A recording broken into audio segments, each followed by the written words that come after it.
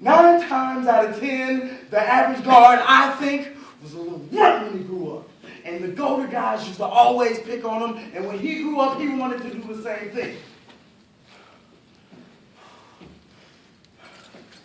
Before I went to prison, I had a dream about prison. And I saw prison, and I saw death row, and I seen myself get out. So I knew I was going to have another trial. Sure enough, I got another trial.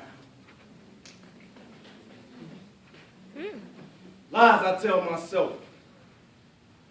I give my all to you, and sometimes it's how I felt. But only a portion of me is fortunate enough to get to know the whole. Because I keep my other half behind closed doors while your knocks I ignore and act like no one's home. See, half of me is watching the throne, while the rest is content with being alone. And I say, I give my all to you, even though the entire me is yet to be shown like a face-up deck of cards, right? Life's a game. That's why I gamble with faith until I'm down to my last dollar and pray to the Father, please take it away. You repaying my debt when Satan comes to collect, and I need to be saved like checkpoints in video games right before you get slain. Shame on me. I mean, the other half of me. Because half of me is pointing the finger back at me, which leaves me wondering why he never turns his back to me. Instead, he always comes back to me like gravity.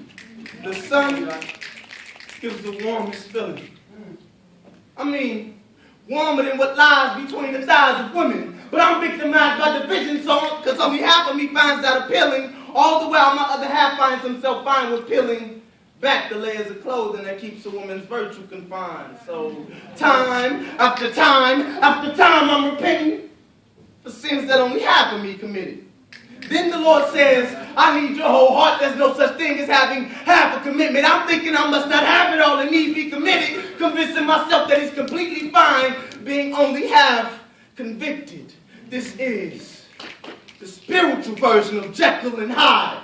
And sin is the elixir that transforms me from being a temple of God that's morally fine into a motel with vacancies for demons that may be passing me by. Lies I tell myself.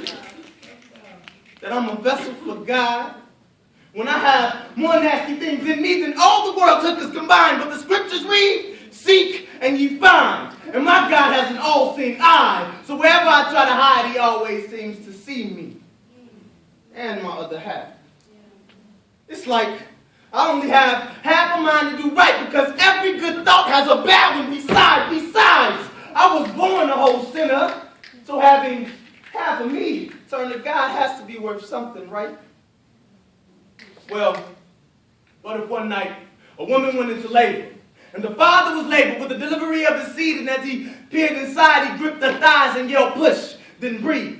And she let out the loudest screech, and the little hand reached from inside that dark red abyss, and when all was finished, the father sensed something was amiss, because he gripped the child, but only half had no motion. Well, that's what God gets when only half of you get some devotion.